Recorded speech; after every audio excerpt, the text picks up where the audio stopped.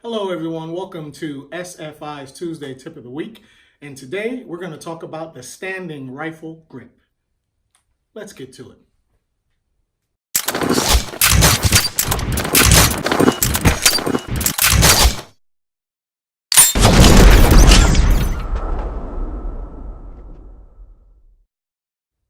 So, standing rifle grip. This goes back a ways from marksmanship and competition when holding the rifle was all about getting that perfect shot downrange. And the grip of the rifle way back in history and still to today is a lot different than what it is for defensive accuracy and speed. So when we talk about those things, we want to look at, because most people get their training from the military, and the military teaches that grip on a rifle where you are supporting the rifle with your support hand, and you're turning that right shoulder out and getting all those points of contact on the rifle. But this doesn't equate to a defensive situation or a combat situation where you are moving. This is all about accuracy. Strong, supported accuracy downrange.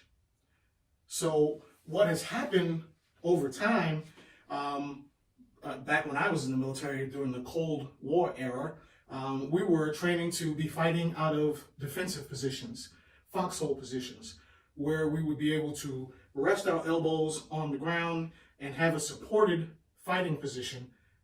And so the grips were a lot different. As we transitioned into the urban environment, into urban combat in places like Iraq and Sarajevo and Bosnia, we did a lot of house clearing and things changed with the grip. So today we talk about things called the C-clamp or the exaggerated C-clamp, and those grips are totally different. So the first thing we're going to talk about in getting into that combat, our standing combat rifle grip, is your stance, the foundation for all shooting. We want to get into that fighting stance. If you're right-handed, typically that's going to have you put your right foot back. If you're left-handed, you're going to put your left foot back. And then you're going to square off on your target, right? And depending on where you put your feet, this is all depending on the individual. Where your feet are placed, how far they are apart, and how you square off. But getting into that fighting stance, whether it be for your pistol or whether it be for an AR or knife fighting, is typically all the same. You are going to put that right foot back, you're going to bend your knees a little, square off on your target, and if you were drawing a pistol, it would be there. If you were fighting, it would be there. And if you have that AR, it's going to be here. So once we're in that good fighting stance, what we want to do is find the notch or the pocket of the shoulder. There are two ways to do that. One is to extend the right hand or the left hand out and bring your hand in like such, bending at the elbow and pointing towards yourself with your fingers.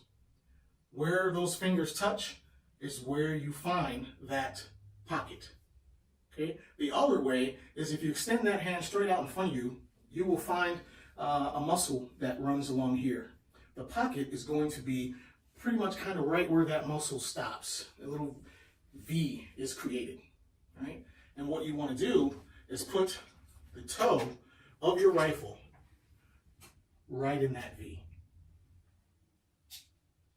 Right there.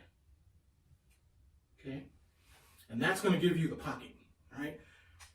The next thing you're going to do is, once you found that pocket, you want to situate the toe of the rifle high enough on your shoulder so that you're not bringing your head or your face to the rifle. You want to bring the rifle to your face. And what that does is it keeps you from doing what you see people doing when they hunch over to get a cheek weld, right? You don't want to hunch over. If you bring that rifle up high and set it right, you bring the rifle to your face. rifle to your face.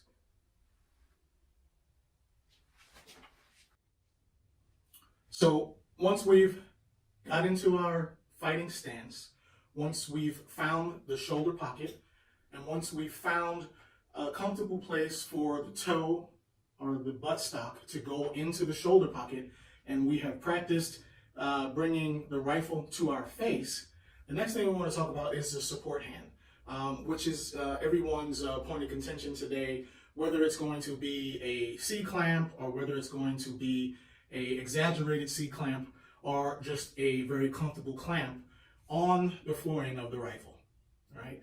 So what people are talking about, and this is a clear, no magazine, nothing in the chamber rifle. Okay, so what people are talking about is, so we squared off, we're in the fighting stance, the rifle's in our shoulder pocket, we bring the rifle up. Now, C-clamp is just creating a C, can you see my hand? Mm-hmm. And placing it on the forend of the rifle. And that C-clamp and that support hand is what drives the gun. You pulls the rifle into the shoulder pocket, you can drop your hand away, and the support hand still controls the rifle. Now, there's a thing called the exaggerated C-clamp, where the hand is extended and over the top, like so. People are talking about that because in doing so, it can block your view to that side. So, kind of like so, I can't see over my left. So, you have to do what's comfortable for you. Once you've found the fighting stance, once you've found your shoulder pocket, you've practiced that, what works for you? Thumb overboard, C-clamp, exaggerated C-clamp. You find out what works for you. So after you found out what works for you, the reason for any of those grips on the forend of the rifle will help you, one, drive the gun, will help you support the gun and pull that rifle into the shoulder pocket, and will help you mitigate recoil when you are firing rapidly. All right, so once again, find that fighting stance, find your shoulder pocket, square up on the target, make sure the toe of the buttstock is high up in the shoulder so that you can bring the rifle to your face and not your face to the rifle, and then play around with your support hand grip. See which one works for you. Thumb overboard, C-clamp, exaggerated C-clamp, and practice that dry fire in your home. Okay? I hope you've enjoyed today's content. As always, please subscribe. Double click on the bell so that you get all of today's and future content. Give us a thumbs up or a thumbs down. Leave a comment. And thank you for supporting SFI. And we'll see you next time on SFI's Tuesday Tip of the Week.